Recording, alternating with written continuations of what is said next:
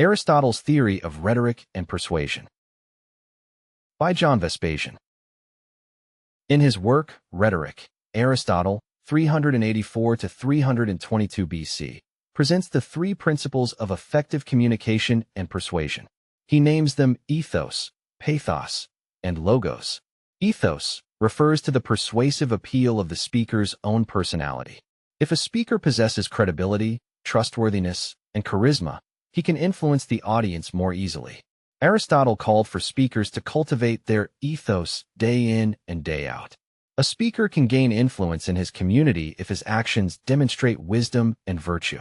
A good reputation creates goodwill that will benefit the speaker whenever he calls his audience to action. By pathos, Aristotle meant the appeal to the audience's emotions. Salespersons and professional speakers know how to make compelling, memorable presentations. Their objective is to evoke emotions in their listeners so that their decisions and actions go in a certain direction. In contrast, logos focuses on cold logic. Aristotle advised speakers to employ arguments based on evidence, rationality, and experience. The more consistent an argument, the stronger its persuasiveness. Practical applications of Aristotle's theory of rhetoric. What are the applications of rhetoric? In ancient Greece, it was employed in debates, deliberative rhetoric, in court cases, forensic rhetoric, and in ceremonies such as weddings, burials, and prize awards, epideictic rhetoric. Nowadays, teaching and commerce are the primary fields of application. Professors and salespersons must employ rhetoric each day in their presentations. Otherwise, students will fail to grasp lessons and customers will fail to place orders. Aristotle also recommended speakers to engage a dialogue with their audience, instead of presenting a complete argument based on logic, logos. You may want to present only its key premises and let the audience draw the conclusion. When people draw their own conclusion, they will believe it more strongly than if they had heard it from the speaker. If you let them come up with the missing piece in an argument, they'll end up persuading themselves.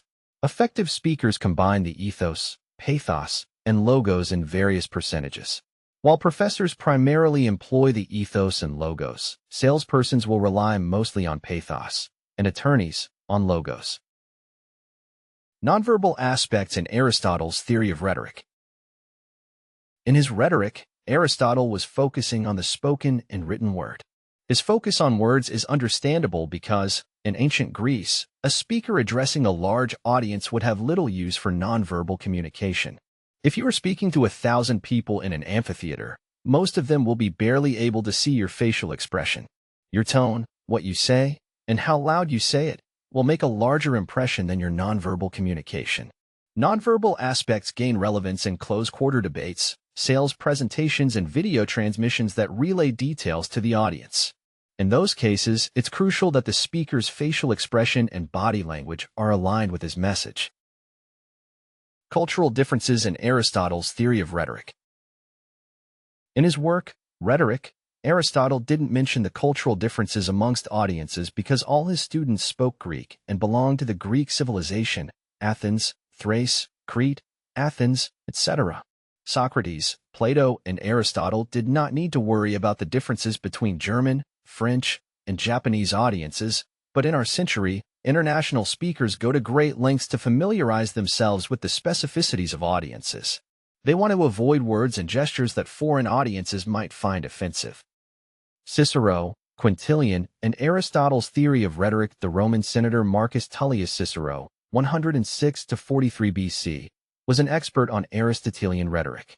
In his treatises, The Orator and On Imagination, Cicero provides examples of the three elements, ethos, pathos, and logos, identified by Aristotle. 2 generations later, Marcus Fabius Quintilianus, 35 to 100 AD, wrote a handbook for orators that expands Aristotle's teachings on rhetoric. Quintilian, emphasized the use of metaphors and evocative words. Excerpts from his handbook have been used in schools until World War I. Aquinas, Locke, Hume, and Aristotle's theory of rhetoric. Thomas Aquinas, 1225 to 1274, used Aristotle's teachings on rhetoric for theological purposes. In his Summa Theologiae, Aquinas employs arguments based on ethos, pathos, and logos to demonstrate God's existence. His logical arguments, logos, rest on the Aristotelian concept of final cause and have exerted a vast influence on Catholic thinkers. In the United Kingdom, John Locke (1632–1704) and David Hume (1711–1776) are also heavily influenced by Aristotelian traditions in the field of rhetoric. Locke's call for clear, precise language corresponds to the Aristotelian concept of logos, and Hume's discussions on emotions point to Aristotle's concept of pathos. Gorgias, Socrates, Plato, and Aristotle's theory of rhetoric. Not all rhetoricians conform to the Aristotelian tradition. In some cases, extensive efforts have been devoted to study Plato and his dialogue Gorgias, where Socrates attacks rhetoric as manipulative and advocates for a genuine pursuit of truth. In Plato's dialogue, Gorgias is accused of giving priority to style over substance and using rhetoric, persuasion, purely for material gain. I must point out that many of today's teachers on sales, marketing, and advertising adhere to Gorgias' standpoint. Theodor Adorno and Aristotle's theory of rhetoric. Amongst recent philosophers, the German Theodor Adorno (1903–1969) had taken a stand against the use of rhetoric for manipulation purposes, particularly through mass media. Adorno has given a new expression to Plato's concern about the misuse of rhetoric in the public discourse.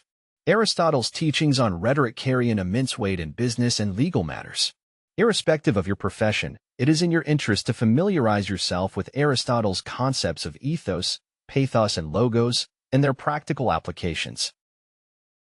If you are interested in applying Aristotelian philosophy to problem solving, I recommend you my book, Asymmetry: The Shortcut to Success When Success Seems Impossible. For more information, go to johnvespasian.com.